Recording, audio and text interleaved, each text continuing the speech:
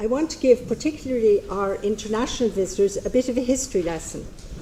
This is to provide the context within which Irish cultural attitudes can be analysed and the implementation of our national spatial strategy understood. Now, Ireland is a parliamentary democracy. It's closely based on the Westminster model. It's a country with a common law system. And to look briefly at our legal and administrative structure. And I particularly would like to thank my colleague Caruth for finding me this map, which is a great joy to me to have here to present to you, because it is a map showing Ireland's history all in one fell swoop. The Normans invaded Ireland from the southeast here in 1169. Now, this was about 100 years after Duke William of Normandy had led them to victory at the Battle of Hastings. But in England, it was a swift conquest. The theory behind the Norman conquest was that the king was now the absolute owner of all land in England, and he devised the doctrine of tenure. And under the doctrine of tenure, he gave grants of land, very extensive grants, to his most senior nobles. These men, all men of course, the most senior nobles, had to go and take possession of these lands. In return for doing that, they got all the benefits of being the landowners. They had to give feudal obligations and services to the king. These feudal grants of land both implemented the conquest and provided for a very centralised system of government, centralised under the king. However, when it came to 1169, things were very different in Ireland. For a start, the king didn't come to live here. The land was very poor. The king's writ really only ran in the area called the English Pale, and that is the area here on the eastern shore, at one stage very small, and later on somewhat larger. This was the area where you had the possibility, if you were given a grant of land, of actually taking possession of it and managing it. The Irish system was very uncentralised. It was a diffused system. In Britain, going out from Westminster, you had itinerant judges who set out to judge disputes between these new landowners and the previously existing population. They were Normans. They brought their Norman law with them, and they also looked at the customs of the areas where the disputes arose. So when the itinerant judges came back to Westminster and they sat down together, they said, well, what was the law that we applied that is most suitable? And they came to say that this was what they were declaring was the law common to England and Wales. So it was built up of applying Norman law to British customs. The common law in that sense is judge-made law. And when the invasion of the Normans came to Ireland, we had Brehon law, which was very diffused. We also had a system of clans, and the only plantations which worked in the beginning were these in the area of the Pale. After the flight of the Earls in 1607, the Ulster plantations came into existence. But there was a strong resistance in the rest of the country, and this applied until 1652, when Cromwell completed a campaign which was successful in military terms, but so cruel and so bitter that the Cromwellian plantations have left a continued cultural resonance in Ireland. I would suggest that this bitterness forms a strand in the shaping of the planning system and in what has been politically acceptable in terms of strategic planning in Ireland. Cromwell in particular had a slogan, "To hell or Connacht," when he was establishing his plantations. Now, as you can see, Connacht is the province in the west, the poorest county, the county where you are least likely to be able to scratch a living from the surface. Obviously, if you didn't move to Connacht, his Ironsides would dispatch you pretty quickly to hell with their bullets. So very great resentment and bitterness in the cultural memory there. In 1800 we had our Act of Union, and thereafter legislation was passed in the British Parliament which applied to Ireland, and also, as we heard earlier today, to Scotland, and Scotland is going to get its referendum in 2 years' time to see does it wish to detach from the Parliament at Westminster. We had our 1898 Local Government Act under the general system which applied during the period between 1800 and 1922 when we got independence. And that was that an act would be passed in Westminster applicable to England and Wales, and some 5 to 10 years later a similar act would be passed to apply to Ireland. Now, the Local Government Ireland Act gave the franchise to minor landowners, and they could elect the county councils. So this meant that the nationalism in the lower landowners, these wouldn't be the aristocratic owners, these would be the next level down. This was very strongly reflected in the makeup of the county councils. In the period between 1900 and 1922, the councillors were far more interested in the big political picture than they were in delivering services. They were also very interested in supporting their supporters, hence nepotism. After independence, this pattern of resistance to the local government board in Dublin, which was seen as the agent of the imperial government, wasn't just blown away overnight. But the new rulers of the new republic couldn't put up with the inefficiencies. You have to bring in money if you're in local government. You have to strike a rate. You have to keep the streets clean. So the inefficiencies led in the end to a system whereby the organisation and the functions of local government were divided between the executive and the elected members. The management system introduced a new official called the county or city manager, based, I understand it, on systems of city management in the United States. The functions reserved to the councillors were those which related to policy, and the ones which were given to the manager related to execution of settled policy, obviously, and also to functions which could confer individual benefit or be prone to political nepotism. I briefly put up the electoral system because I think this also is a factor. We have a system of proportional representation, but there's no list system involved, except for European elections, and we can discount that. For local elections and for national parliament elections, which is called the Dáil, we have a system of proportional representation with a single transferable vote in multi-seat constituencies. Now, this means that you have 3, 4, 5, 6, 7 TDs in the Parliament from the same constituency, or councillors at local level from the same constituency. If you're in this situation, and we will say that my colleague Niall Cusson and I are in the same party, and our party did quite well the last time out, we're both TDs. We have other colleagues in other parties. My real enemy for getting elected is probably more likely to be Niall, because we could be competing for the same vote, this little parcel of vote, for the Cusson and Grist party. The others, the other politicians, they're in their box of votes. So you can have a great deal of clientelism. Very important to me to nurture my political base, very important to Niall likewise. This gives rise to clientelism at local level and at national level.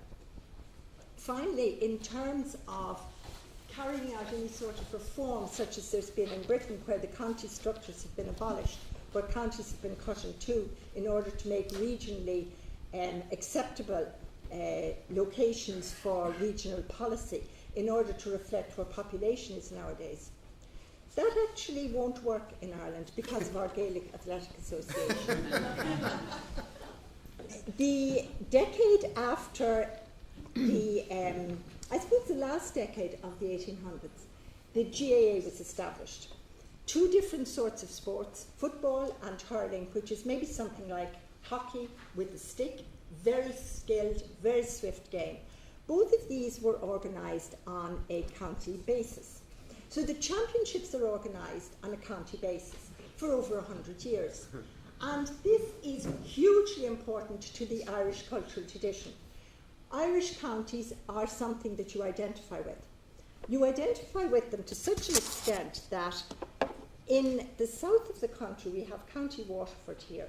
Now this is Waterford City here, and this is County Kilkenny. Kilkenny is a great hurling county, and so is Waterford. Waterford City logically should be expanded into County Kilkenny. But there are some fantastic hurling clubs in the south of County Kilkenny. I don't need to say any more about it. These are the cultural traditions that I think it's very important to have an awareness of in order to understand where our national spatial strategy and our planning system is coming from and where it might be possible for it to go to. Now, I'm in somewhat of difficulty here, as I have discussed with Mr. Cusson. While I am standing up telling you what the Irish planning system is, it would appear that our Minister for the Environment may be standing up in our national parliament giving his vision for what the Irish planning system is going to turn into. So all I can do is give you some of what I have heard is going to come to pass, and I'll make my case on the basis of what is here, because I'm really looking back at why the National Spatial Strategy did and didn't have its successes. The 5 main cities, obviously we know where Dublin is, Waterford, Cork, Limerick, Galway. The 1963 Act divided functions on the basis of this management system, with the policy-making function, which is plan-making, going to the councillors, and the decisions on individual planning applications going to the manager. The plan-making function, the whole Irish 63 Planning Act was modelled on the British Act of 1947, but we did not introduce any system for plans being verified or examined in public. Because of this autonomy in Ireland and the strength of the county structure and the residue of resentment to the local government board in Dublin, these cultural attitudes, there was complete autonomy given for plan making. Now initially this didn't seem to be a problem. Zoning, yes, was part of plan making, but nobody really saw what financial benefit that could confer on landowners for quite a long period of time. In the heel of the hunt, it was shown that this was something of the Achilles heel of the planning process. The next issue was fragmentation. At that time, we had 87 planning authorities when the Act was introduced in 1963. We now have 88 as I stand here, but I think they are going to be considerably reduced later on this afternoon, in that the counties, which are the primary units of local government, will remain, the 5 cities will remain, but the mini town councils, urban councils, which make up the balance of the 87, these, I understand, are going to be absorbed into the counties in which they're located. So that will get rid of one of our problems, this problem of fragmentation. At the moment, our population stands at 4.58 million, and having 88 planning authorities for that, I think probably is rather excessive. We have also had a huge resistance to regional planning. Regional planning wasn't mentioned in the 1963 Act when planning was introduced. It was put in a statutory basis in 1994 by amalgamating counties with the main cities, giving us 9 regional planning authorities. Now, when they were established in 1994, so strong was the autonomy of councils and the strength of county identification that the Minister had to carefully reassure the councillors that establishing regional authorities would not in any way diminish their powers, and regional authorities initially were established to promote the coordination of the provision of public services. So that's 2 steps back from providing, to do this on a regional basis. I understand that the regional authorities are going to be amalgamated and we're going to have far fewer by the time the Minister has finished his announcements today. The 2000 Act did provide us with a considerable integration of the layers of spatial planning, so we got quite good vertical integration. At the top, our National Development Plan, 2000 to 2006, which is a policy document. This links down through the National Spatial Strategy, which gives some spatial effect to the policies in the National Development Plan, through regional planning guidelines, which the Act now created as a function of regions being brought forward, given more powers, given more responsibilities, but the members of regional authorities are not directly elected. They are appointed from the councillors on the various local authorities. Regional planning guidelines would provide a framework, 12 to 20-year horizon. Development plans remaining the main policy documents, and the local area plans for small areas within counties, within cities, principally those which need brownfield redevelopment or where you've got a large new area going to be developed. This hierarchy was undermined by a mix of legal action and, well, the economy, I suppose one might say. Thank you, sir. The McAvoy case interpreted the phrase "have regard to." The development plans were to have regard to regional planning guidelines. Local area plans were to be consistent with development plans. The courts told us that have regard to does not mean you have to slavishly follow. It merely means you have to consider, and then you can decide not suitable for us. The changes to the local government structure meant that we had area committees of the local authorities. This was where every constituency in the local authority, with its 5, 6, 7 very carefully observing fellow councillors, were in local area committees, so localism thrived. Soaring land prices, of course, during the Celtic Tiger era, and local area plans became extremely popular, both among local communities and among developers, with some 350 or more local area plans prepared by the end of 2010, and some 40,000 acres of land zoned for development. Now, Niall tells me that even at low densities, this would cater for an extra population of 3.4 million. So this is our national spatial strategy. Coming out of the National Development Plan, we had the concept of an infrastructure deficit and regional imbalance. So it identified the 5 main cities as development gateways, which would drive regional growth. Then the National Spatial Strategy took this further, identifying large towns as hubs. These are the round ones. The ovals are the gateways. These were to provide the strength into the next layer, which would be the wider rural areas and linking upward to the gateways. Then you would have the rural towns and villages, which would be the focus for local investment and locations for local infrastructure. And finally, you would have rural settlement. The National Development Plan had actually said that there should be a presumption against one-off housing, but the permission might be granted for categories of person who had a genuine need. The National Spatial Strategy broadened this out a bit under pressure from local councillors to talk about not just need but demand. Obviously, these are two very different things. So that's where the reduction of regional disparities was going to come from in the National Spatial Strategy. And I suggested I might do a quick balance sheet on what went well with the NSS and what hasn't worked so well. So I leave Niall more to talk about the strengths, and I'll concentrate on the weaknesses because the time is getting short. As you do so well. Thank you.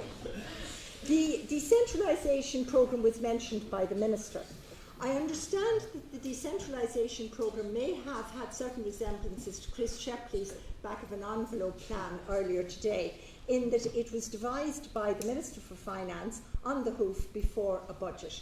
It was a programme whereby 8 headquarters of government departments were moved out into other towns, but they weren't moved to the gateways and hubs. Oh no, they were moved to the Minister's constituencies, such as down here and up here, and Knock Airport. Knock Airport didn't get off the ground, fortunately. We also have the Sustainable Rural Housing Guidelines, which took this trend from the National Development Plan and the National Spatial Strategy a stage further, saying not just demand was to be addressed, but also bloodlines or roots in the local community and links to the local community. So at this stage, people with perfectly good houses in nearby towns were moving their children out into rural schools in order to establish links to local communities so that they might thereafter be entitled to a one-off planning permission. The outcomes. The population growth took place in the small towns and rural areas within the 50 to 80 kilometre commuting distance of cities where it was supposed to take place. Changes have been made to the legislation which restores the hierarchical alignment and which requires zoning to be the outcome of an evidence-based mechanism rather than a discrete and arbitrarily discharged function which it could be with complete autonomy. My concerns are that if the boom times return, will these suffice? I refer to the need for a planning regulator, which I believe is under discussion. I refer back to the cultural attitudes to rural housing. And I also look at, and I'd like to thank my PhD student Louise Burns for the concept of habitus, which she is developing as part of her PhD studies. This is where all of our mindsets are formed by our histories. And this is a concept from French anthropologist Pierre Bourdieu. It's a concept which describes the format and boundaries within which all of our mindsets exist. A person's habitat prescribes certain courses of thought and action, and I think that our history in Ireland prescribes some of these habits of thought and action which have led to our responses to the National Spatial Strategy. I would like to thank Haruth, Niall, Louise Burns, and of course Zaritza and Garrett for organising this marvellous conference and inviting me to participate. Thank you.